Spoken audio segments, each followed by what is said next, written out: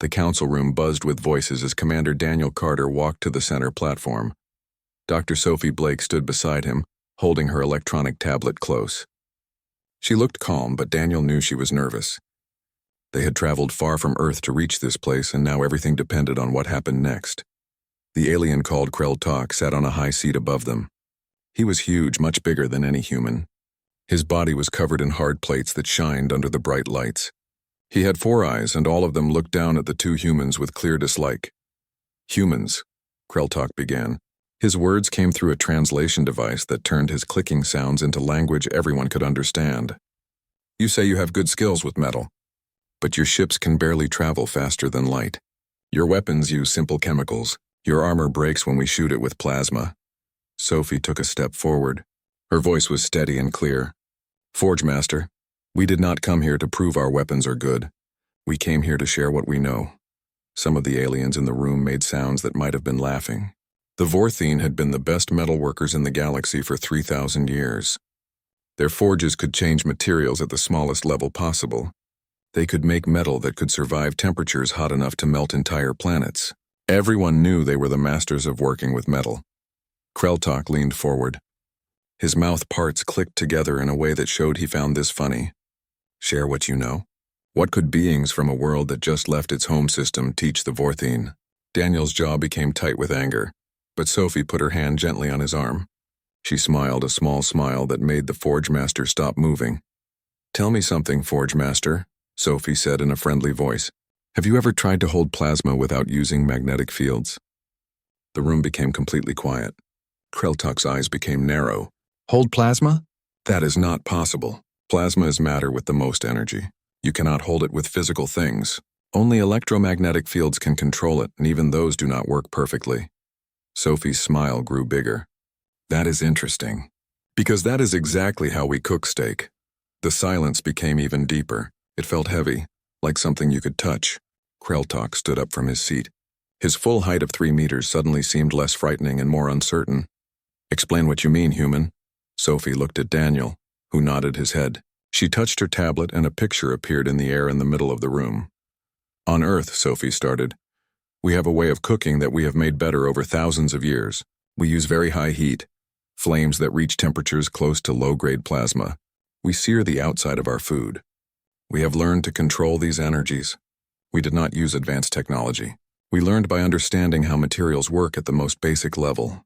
She showed pictures of a cast iron pan. It glowed red on top of a flame. "This is iron mixed with carbon. Simple, old. But when we prepare it right and heat it, it makes a surface that can handle extreme heat and spread it evenly. We do not just contain the heat. We use it."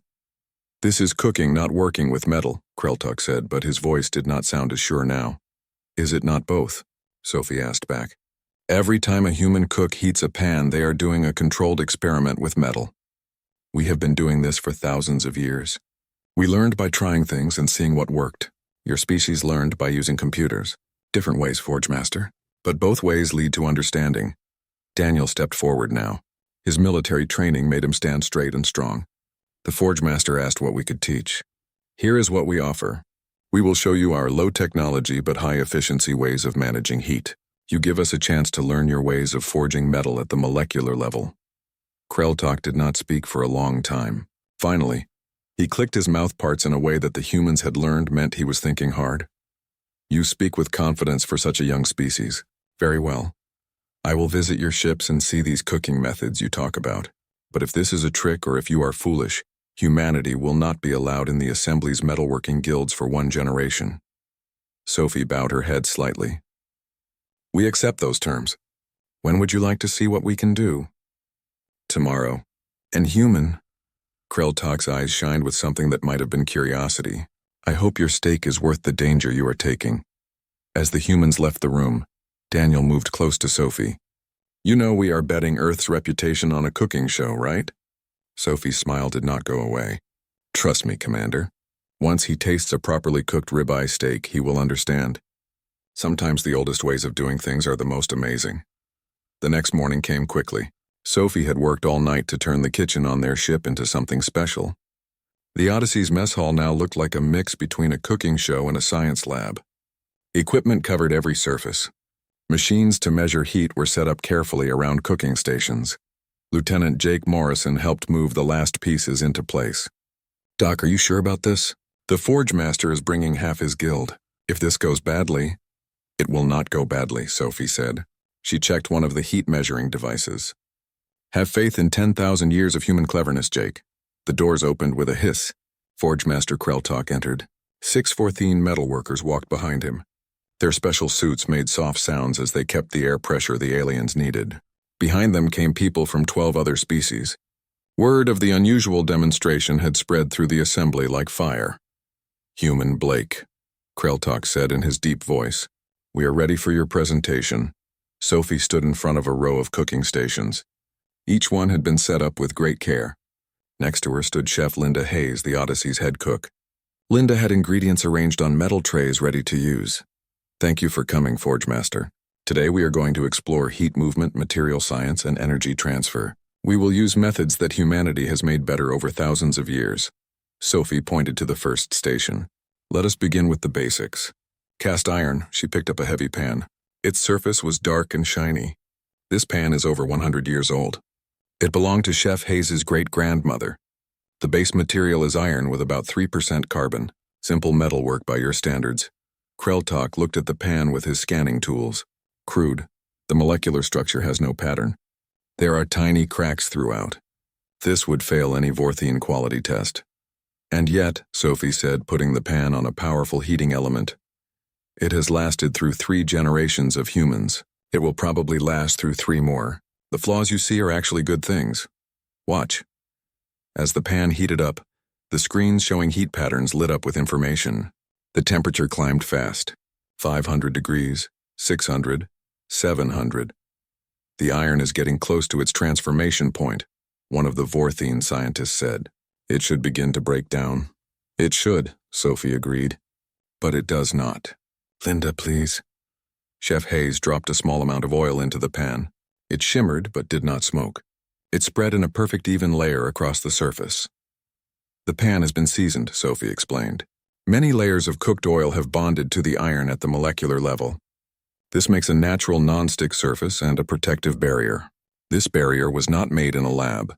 It was created through heating and cooling many times, through use."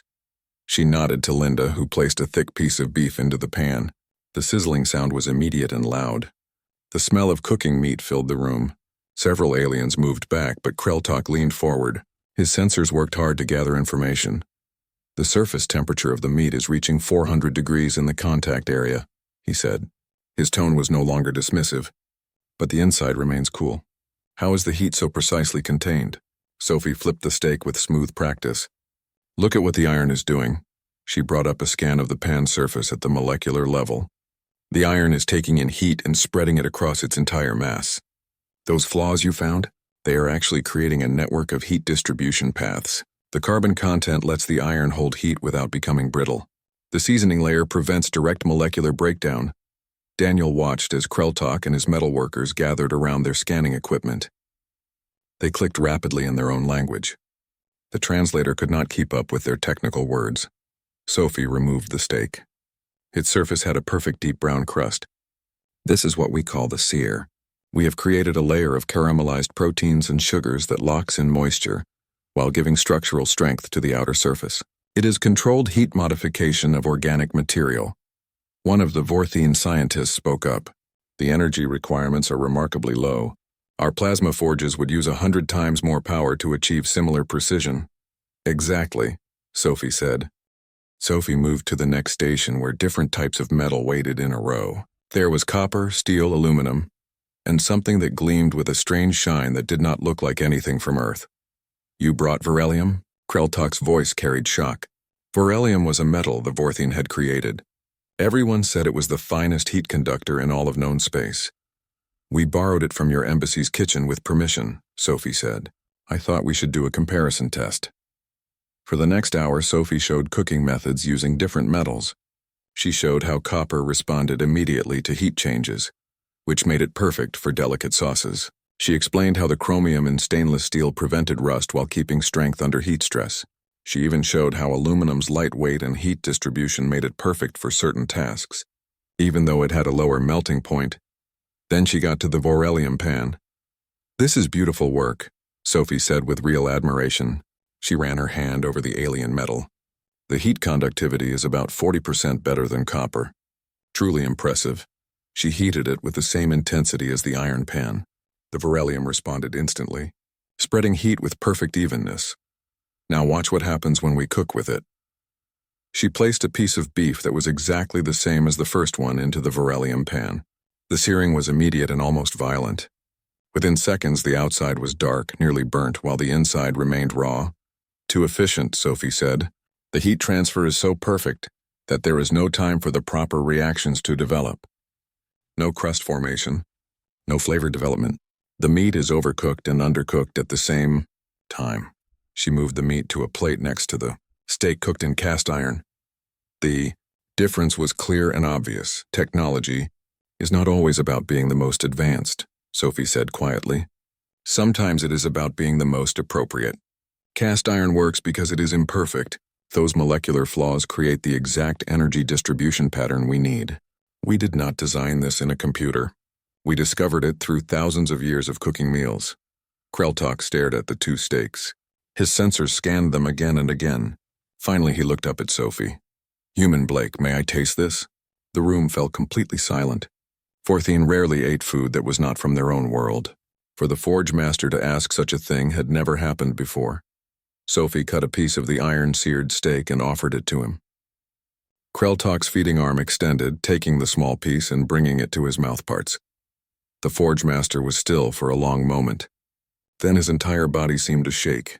The texture, the heat breakdown of the proteins has created a structure that is both rigid and soft. And the flavor compounds.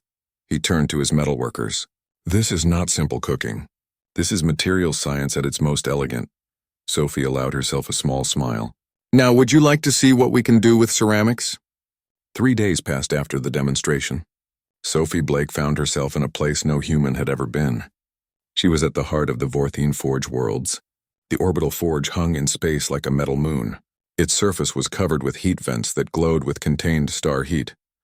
Commander Daniel Carter had argued against her going alone, but Sophie understood how important this was. Kreltok had invited only her. This was a sign of respect between craftspeople. Still, she wore a small communicator, and the Odyssey stayed ready just beyond the system's edge. The Forge Master met her in what could only be called a temple of metalwork. The room stretched hundreds of meters in every direction. It was filled with equipment that blurred the line between technology and art. Streams of melted metal flowed through crystal channels, guided by magnetic fields into complex molds. The air itself shimmered with heat, though Sophie's environmental suit kept her comfortable. "Human Sophie," Kreltok greeted her, using her first name for the first time. "Welcome to the Eternal Forge. You are the first non-Vorthine to stand in this room in 300 years. Sophie bowed, knowing how important this honor was. "I am humbled, Forge Master. Your facilities are breathtaking." "They are efficient," Kreltok corrected, but there was something in his tone that suggested pride. "Come, I will show you what your demonstration has inspired." He led her through the forge, past teams of Vorthine craftspeople working on projects Sophie could not begin to understand. They climbed a spiral ramp to an isolated workstation where a single Vorthine worked over a strange assembly. "This is Apprentice Forge Master Velrin," Kreltok said. "She has been studying your cast iron methods." Velrin turned. Her younger, smaller body was still large by human standards. "Human Sophie, I have watched your recording 17 times. Your explanation of the seasoning process was illuminating." On the workbench in front of her sat a pan that looked almost the same as the cast iron Sophie had demonstrated with, but it gleamed with an inner light that spoke of advanced metals. "I tried to copy your results using Vorelium," Velrin explained, "but as you showed, pure efficiency is not the goal, so I created this, a matrix of iron-carbon base with Vorelium microchannels. The Vorelium distributes heat rapidly, but the iron provides thermal mass and stability." She turned on a heating element, and the pan glowed with precise, beautiful warmth.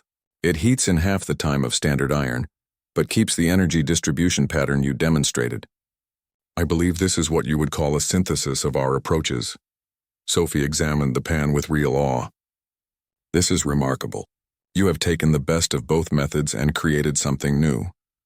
"It is adequate," Velrin said. but Sophie recognized the Vorthine equivalent of pleased pride in her tone.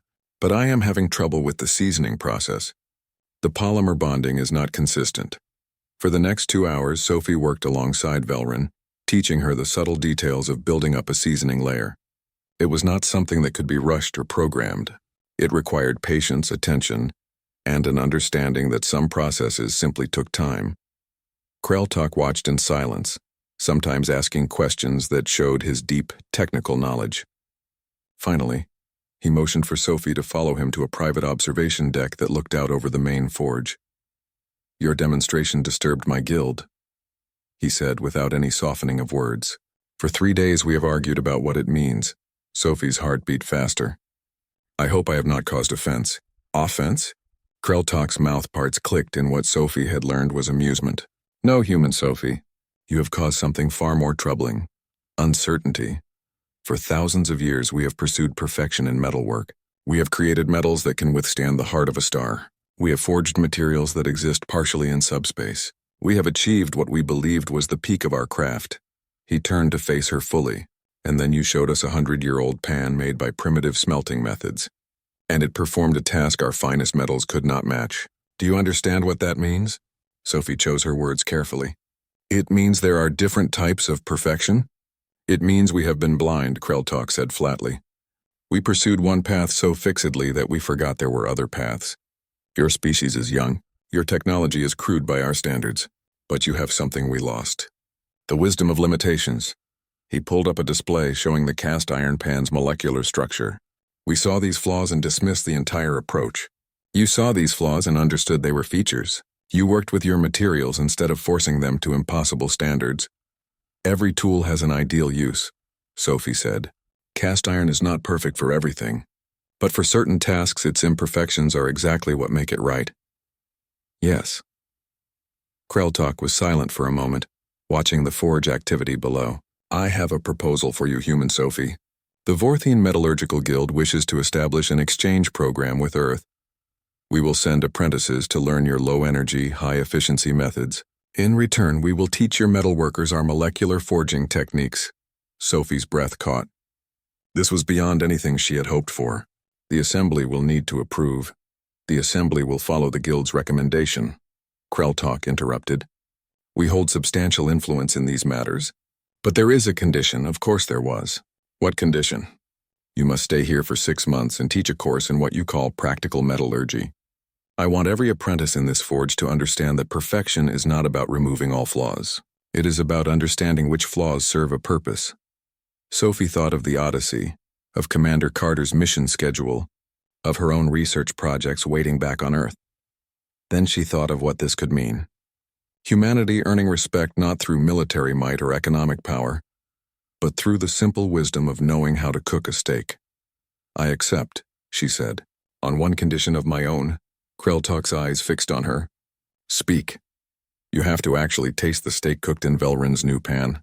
No sensors, no analysis, just the experience of eating food prepared with care." For a long moment, the forge master was silent. Then his mouth parts clicked in genuine laughter, a sound Sophie had never heard from a Vorthine before. "Agreed, human Sophie. It seems we both have much to learn about the value of direct experience." 4 months passed since Sophie Blake started living at the Vorthine Forge Worlds. Commander Daniel Carter received an unexpected message. He was looking at supply lists in his quarters on the Odyssey when Sophie's face appeared on his screen. Behind her was something that made him sit up straight. "Commander, I need you to come to the forge. Bring Lieutenant Morrison and anyone else with metal or engineering knowledge. What we have done here, you need to see it." 3 days later, Daniel stepped through the airlock into the Eternal Forge. Lieutenant Morrison and Chief Engineer Peter Walsh came with him. The room had changed since his last visit. Where before it had been purely for work, now there were sections that looked almost like home. Kitchen equipment stood next to plasma forges. Traditional earthsmithing tools hung near molecular assembly stations. Sophie met them with Forge Master Kreltok and apprentice Velrin. She looked different, Daniel noticed. More confident, more settled. She had found her place here.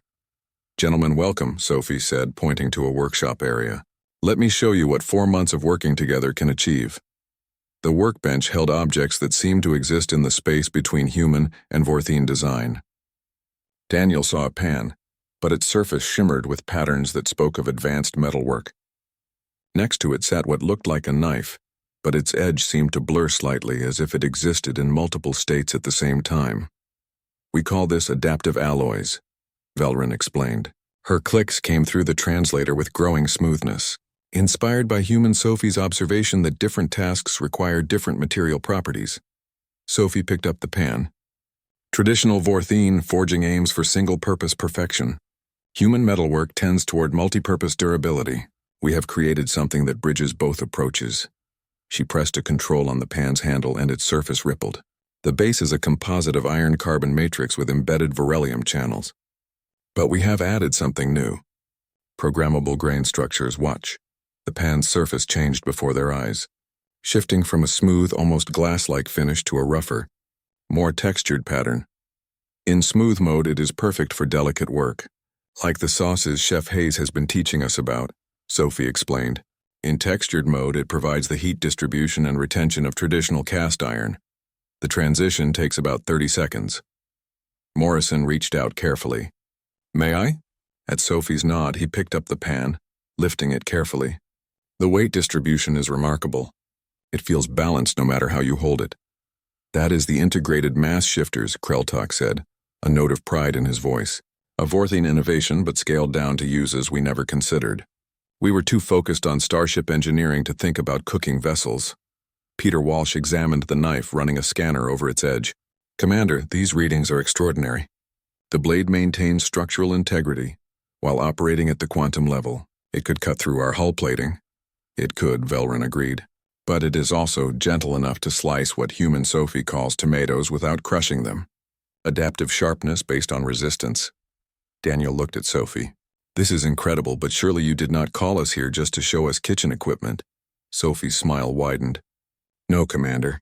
I called you here because we have solved a problem that has plagued both our species." She pointed to a sealed chamber at the far end of the workshop. "The plasma containment problem. That got everyone's attention. Stable plasma containment without massive magnetic field generators was one of the holy grails of energy research. The potential uses ranged from more efficient engines to revolutionary weapons. The key was understanding that we were asking the wrong question," Sophie said as they approached the chamber. "We kept trying to force plasma to behave the way we wanted. But what if instead, we created a material that could work with plasma's natural properties? Inside the chamber, a sphere of what looked like metal floated in a suspension field. But unlike any metal Daniel had seen, this one seemed to breathe. Its surface rippled with inner light. "We call it harmonic resonance alloy," Kreltok said. "The molecular structure is designed with intentional flaws, as human Sophie would say. These flaws create resonance patterns that match plasma's natural frequency oscillations." Sophie touched a control and the chamber's walls became transparent. Inside the sphere, a bright glow showed contained plasma. But there were no magnetic field projectors, no force field generators. Just the metal itself. "The alloy does not fight the plasma," Sophie explained. "It dances with it. The surface oscillates at the quantum level, creating pockets of stability that the plasma naturally flows into. It is like the seasoning on a cast iron pan. We are not forcing the plasma into submission. We are giving it a surface it wants to bond with." Morrison's voice was hushed. "The energy requirements?" "Minimal," Velrin said. "Once the resonance is established, the system is nearly self-sustaining. The plasma's own energy maintains the harmonic patterns." Peter Walsh was already calculating possibilities. "Sir, if we could scale this up, we could revolutionize our power systems. Reactors half the size with twice the output." "We can scale it up," Kreltok said. "We already have, come." They followed the Forge Master deeper into the facility to a room that was clearly new. At its center sat a cylindrical device about the size of a human torso, glowing with steady, contained light. "This is a prototype reactor," Kreltok explained. "It has been running continuously for 47 days. 0 containment failures. Energy output exceeds our best conventional reactors by a factor of 3. And it all started because human Sophie taught us that sometimes the best solution is to stop fighting against natural properties and instead work with them." Daniel stared at the reactor, his mind racing through implications. "This changes everything." "Yes," Sophie said quietly. But that is not why I really called you here, Commander. She led them to a final workstation where a group of Vorthine apprentices worked alongside several humans Daniel recognized from the Odyssey's crew. Chef Linda Hayes was demonstrating something on a traditional Earth stove, while two Vorthine carefully measured temperatures and recorded data. Nearby, a Vorthine metalworker was teaching a human ensign how to use a molecular forge. "This is why I called you," Sophie said. "In 4 months, we have built something more important than reactors or adaptive alloys. We have built understanding. These apprentices and these crew members are not just learning techniques. They are learning to see the universe from a different perspective." Velrin joined them, her mouth parts clicking softly. "Human Sophie has taught us something the Vorthine forgot over thousands of years of refinement. That wisdom can come from unexpected sources, that a young species with primitive technology might see solutions we missed. And the Vorthine have taught us that there are heights we have not even imagined yet," Sophie added. "That our homegrown techniques are just the beginning of what is possible." Kreltok approached, his massive form somehow seeming less alien than it had 4 months ago. "Commander Carter, the Metallurgical Guild wishes to make a formal request. We would like to establish a permanent Earth presence at the Eternal Forge. A cultural and technical exchange that continues indefinitely." Daniel glanced at Sophie, who nodded almost invisibly. "I think the Assembly and Earth's government would be very interested in such an arrangement." "Good," Kreltok said, "because we have already begun designing a new forge station to be built in the Sol system. We wish to learn from your world directly, to understand the environment that shaped your approach to material science. And we have been designing curriculum for Vorthine apprentices who want to study on Earth," Sophie added. "Real working kitchens, traditional smithies, pottery workshops. All the places where humans learned to work with materials through necessity and creativity." Morrison spoke up. "Permission to volunteer for the exchange program, Commander?" Before Daniel could respond, Peter Walsh added, "Make that 2 volunteers." "Sir?"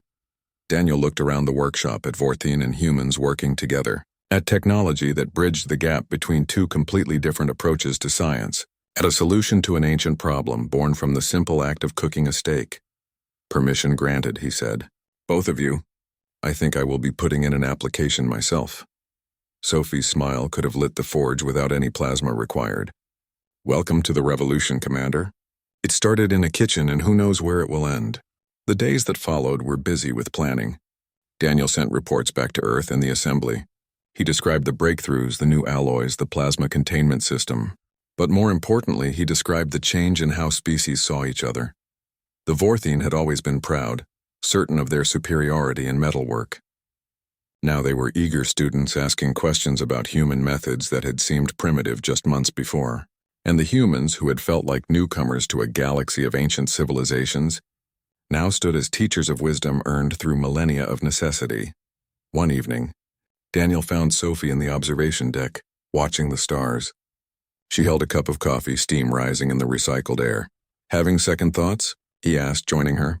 "No," Sophie said. "Just thinking about how strange this all is." "A few. Months ago, I was a metallurgist doing standard research. Now I am teaching alien forge masters how to season 2 years past, since the Eternal Forge exchange began." Sophie Blake stood on the observation deck of the newly completed Sol Forge station, watching Earth turn slowly below. The station was a marvel of combined engineering. Vorthine precision met human adaptability, creating something neither species could have built alone. Beside her, Commander Daniel Carter, now promoted to Ambassador Carter, looked at reports on his tablet. The Council formally approved the Adaptive Materials Initiative. 37 species have requested to join the program. 37? Sophie raised her eyebrows. Last month it was 20. Word spreads fast when you start solving problems that have plagued civilizations for thousands of years. Daniel pulled up a file. The Kristen want to learn heat control for their silicon-based forging. The Meldrin are interested in applying harmonic resonance principles to their water-based metalwork. Even the Talvor, who we thought were too isolated, have sent an inquiry. Sophie turned from the window, her expression thoughtful. "You know what the strangest part is? We did not set out to revolutionize anything. We just wanted to show them that our way of doing things had value. Is that not how all revolutions start?" Daniel smiled. Someone saying, "Wait, there is another way to look at this." A chime announced an incoming transmission. Forge Master Kreltok's face appeared on the display, but his background was not the familiar industrial setting of the Eternal Forge. Instead, Sophie recognized the rolling green hills of rural Pennsylvania. Ambassador Carter, Director Blake, Kreltok greeted them formally, though Sophie could hear the warmth in his voice now. I am transmitting from what the locals call the Campbell Forge, a facility that has been producing ironwork for over 200 years. Behind him, Sophie could see a traditional earth smithy. A coal-fired forge, anvils, hand tools that had not changed in design for centuries. A human blacksmith stood beside Kreltok, and 3 Vorthine apprentices worked at stations, clearly learning traditional hammer and tongs techniques. Master craftsman Henry Campbell has been teaching us the fundamentals of what he calls honest metalwork, Kreltok continued. Work where you must feel the metal's response, understand its voice. Where there are no computer readouts or molecular scanners, where the only feedback is the ring of the hammer and the color of the heating metal. The old blacksmith, his face weathered and arms scarred from decades of work, waved at the camera. These folks learn fast, he said in a thick accent. Thought I would be teaching them basics for months, but they have got a feel for it already. Of course, I am learning plenty too. Never thought I would be using alien metalwork to make better horseshoes, but here we are. One of the Vorthine apprentices held up a horseshoe that gleamed with an inner light. Master Campbell's technique of gradual cooling creates internal structures we had only achieved through computer design, the apprentice explained. But his method requires no power beyond the forge fire. It is elegant, Sophie laughed softly. How many of your apprentices are in Earth-based programs now, Forge Master? 47 across your planet, Kreltok replied. They are in blacksmith shops, pottery studios, glass-blowing facilities, and yes, kitchens. So many kitchens. Apprentice Velrin is currently in what I am told is called New Orleans, learning something called cast-iron cornbread techniques. And how many humans are at the Forge Worlds? Daniel asked. 132, Kreltok said, though Lieutenant Morrison has proven so skilled at plasma containment refinement that the Guild is considering offering him permanent master status. An unprecedented honor for a non-Vorthine. Daniel grinned. Jake always did have a knack for thinking outside the box. The transmission continued with updates on various projects. The adaptive alloy technology had been refined to the point where most new assembly vessels were using it. The harmonic resonance reactors were powering 3 major orbital facilities, with more under construction. But more importantly, the exchange program had evolved beyond simple technology transfer. Vorthine philosophers were studying Earth's history of innovation through adversity. Human sociologists were analyzing how the Vorthines' long-term thinking shaped their civilization. Artists from both species were creating works that blended aesthetic traditions. Children were learning each other's languages. It was, Sophie reflected, exactly what first contact should be. After the transmission ended, she and Daniel walked through the Sol Forge Station's main facility. The place hummed with activity. Human engineers worked alongside Vorthine metalworkers, while representatives from a dozen other species observed and contributed. In one section, a team was developing new alloys for deep space exploration. In another, someone was perfecting a better material for medical implants. And in one corner, surrounded by students from 6 different species, Chef Linda Hayes was teaching the finer points of temperature control using nothing but an old cast-iron skillet and a portable stove. You know what I think the real breakthrough was? Daniel said, watching the cooking demonstration. It was not the technology. It was convincing everyone that expertise can come from unexpected places. That and the stakes, Sophie said with a smile. Never underestimate the diplomatic power of a really good meal. They stopped at a memorial wall where the first cast-iron pan Sophie had demonstrated with was mounted. It had been cleaned and restored, then deliberately seasoned again in a ceremony attended by representatives from 20 species. The plaque beneath it read, "In recognition that the most advanced solutions sometimes come from the simplest wisdom. That perfection is not the absence of flaws, but the understanding of which flaws serve a purpose. That true progress comes not from one species ascending alone, but from all species learning together. The pan that changed the galaxy." Bit dramatic, Sophie murmured. History is always dramatic in retrospect, Daniel replied. Besides, it is accurate. This did change everything. An aide approached with a message. Director Blake, you have a request from the Zentari Collective. They have heard about your work and want to know if human techniques could help them with their crystal lattice structures. Tell them I would be happy to discuss it, Sophie said, though they might need to start by explaining what they use crystal lattices for. They use them for everything from computing to architecture, the aide explained. Their entire civilization is built on crystalline technology. Then I guess I had better learn about crystals, Sophie said. Maybe we can start by explaining how humans grow rock candy, Daniel laughed. You are going to teach an advanced civilization about technology using candy? Why not? It is all about understanding how matter organizes itself under specific conditions. Plus, it is delicious. Sophie pulled up a display showing her schedule. I have 3 more species requesting consultations next month. At this rate, we are going to need to expand the facility. Already in the works, Daniel confirmed. The Assembly approved funding for Sol Forge Station 2. This time we are building it with input from everyone in the exchange program. Combining design principles from 15 species. That is either going to be the most incredible thing ever built or a complete disaster, Sophie observed. Probably both, Daniel agreed cheerfully. But is that not what makes it interesting? Later that day, Sophie held a meeting with representatives from 5 different species. They sat around a table in one of the station's conference rooms. Each had come seeking advice on how to apply the principles of adaptive materials to their own unique challenges. The Kristen representative, a being that looked like living crystal, spoke first through a harmonic translator. Our structures are beautiful but fragile. We have perfected growth patterns. But any deviation from ideal conditions causes catastrophic failure. Your concept of working with flaws intrigues us, Sophie nodded. On Earth, we have a type of glass called safety glass. It is designed to break in a specific way, creating small pieces instead of dangerous shards. The weakness is built in deliberately to serve a protective purpose. Perhaps your crystals could benefit from similar thinking.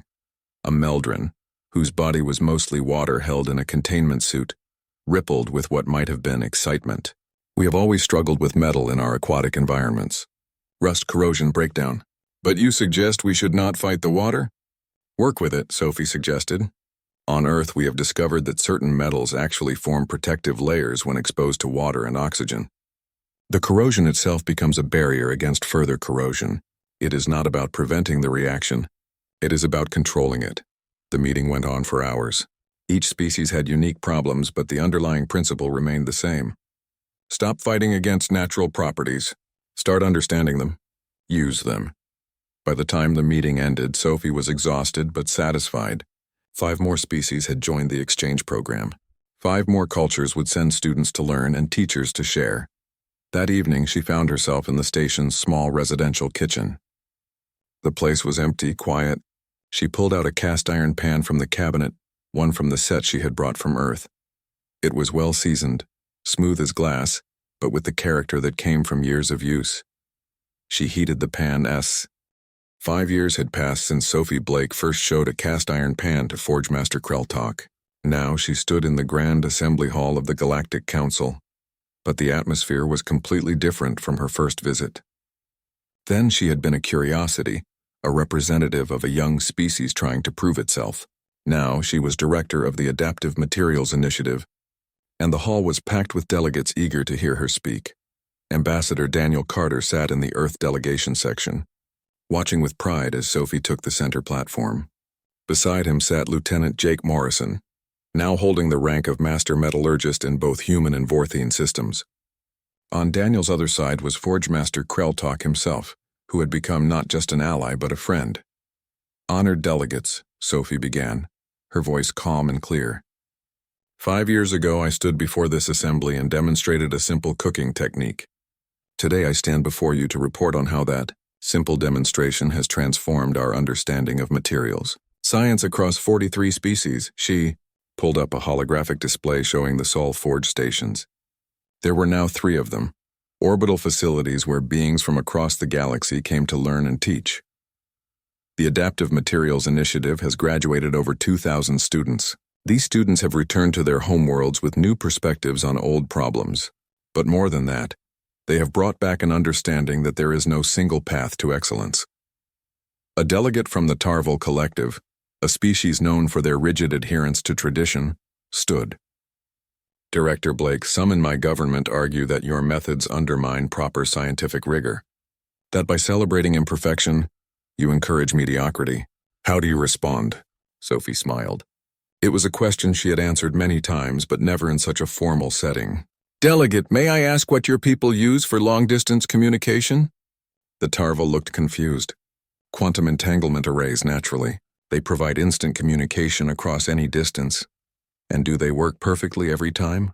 Of course not.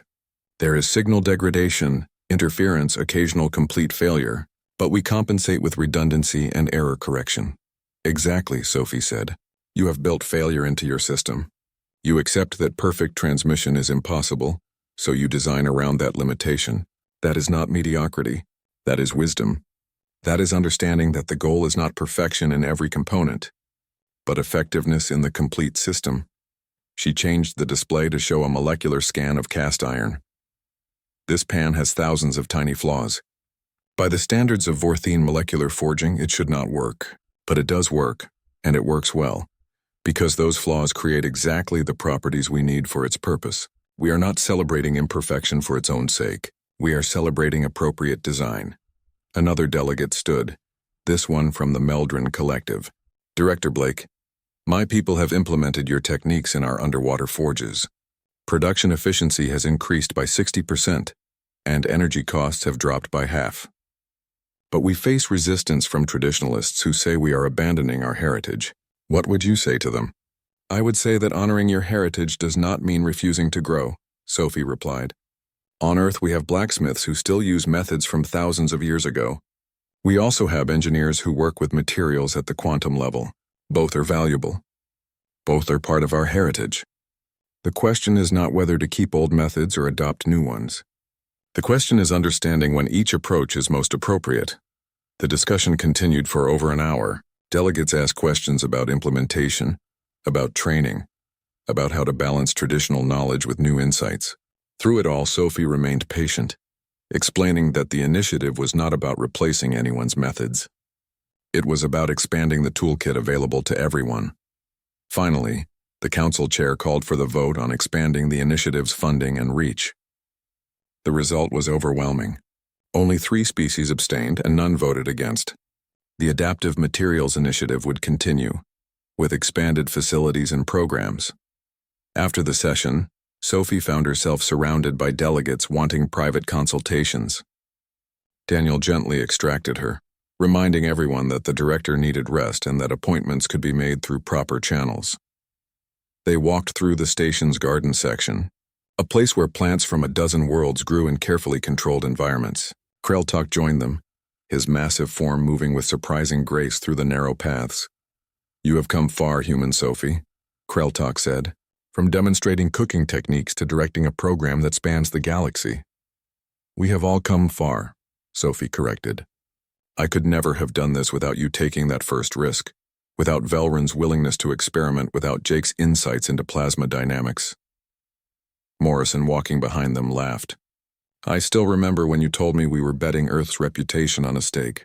I thought you were crazy. I thought I was crazy too, Sophie admitted. But sometimes you have to trust that good food and good science are not that different. Both require understanding your materials, patience with processes, and willingness to learn from results. They reached a section of the garden where earth plants grew alongside Vorthene crystalline flora.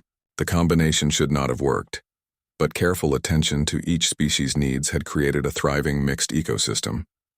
This is what I hoped for, Sophie said, looking at the garden. Not that everyone would do things the human way or the Vorthene way, but that we would all learn from each other. That a young species and an ancient one could both have wisdom to share. The Vorthene are learning humility, Kreltok said quietly. For millennia, we believed our way was the only way to true excellence. You showed us that excellence takes many forms. It was a hard lesson, but a necessary one. And humans are learning patience, Daniel added. We are so used to rapid change, constant innovation. The Vorthene have taught us the value of deep understanding, of perfecting techniques over thousands of years. Both perspectives have value. They walked in comfortable silence for a while, enjoying the peaceful atmosphere. Finally, Sophie spoke again. You know what I think the real legacy of all this will be? What? Daniel asked. Not the technology, though that is important. Not even the scientific breakthroughs. I think the real legacy will be this. The understanding that every species, no matter how young or how old, has something to teach. That wisdom can come from unexpected places. That a cooking pan can contain lessons about plasma physics. And that sometimes the most revolutionary thing you can do is show someone that their assumptions about what is possible are too limited. Morrison added. Exactly, Sophie said. The old ways are not primitive. They are just different. And different is valuable. A message chimed on Daniel's communicator. He checked it and smiled. Sophie, you have another request. The Zentari want you to visit their homeworld. They have successfully applied your crystal-growing principles to their architecture, and they want to show you what they have achieved. When do they want me to come? Next month. They are planning a major ceremony. Apparently they have built an entire city using adaptive crystalline structures, and they want to name it after you.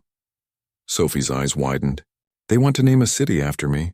For teaching them about rock candy? For teaching them that even their perfect crystalline structures could be improved by introducing controlled flaws, Daniel corrected. For showing them that there is always room to grow. Kreltalk made his clicking sound of amusement. You are becoming a legend, human Sophie. I wonder if you will still have time to teach classes at the Eternal Forge. Always, Sophie said firmly. No matter how many cities they name after me or how many ceremonies I attend, I am still a teacher. That is what matters most. They continued their walk, eventually ending up at the station's main kitchen. It was a large facility now, with equipment from dozens of species, but in one corner sat a row of cast iron pans, well-seasoned and ready for use. Students from various worlds practiced with them, learning the basics of heat management and material response. A young human student struggled with a pan, trying to get the temperature right for a proper sear. Sophie watched for a moment, then quietly stepped over. You are trying to force it, she said gently. Let the pan tell you when it's ready.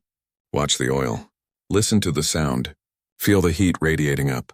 The pan will tell you everything you need to know if you pay attention. The student tried again, this time with more patience. The oil shimmered just right, and when the food touched the surface, the sizzle was perfect. The student's face lit up with understanding. That is it, Sophie said. You are not fighting the heat. You are working with it. She left the student to practice and rejoined her friends. That is what this is all about, she said. That moment of understanding. When someone realizes that the answer was not in fighting against the material's nature, but in working with it. And you have given that moment of understanding to thousands of students across the galaxy, Daniel said. Not bad for someone who just wanted to show an alien that humans knew how to cook steak, Sophie laughed. I had no idea where it would lead. I just knew that cast iron pans had taught me important lessons about materials science, and I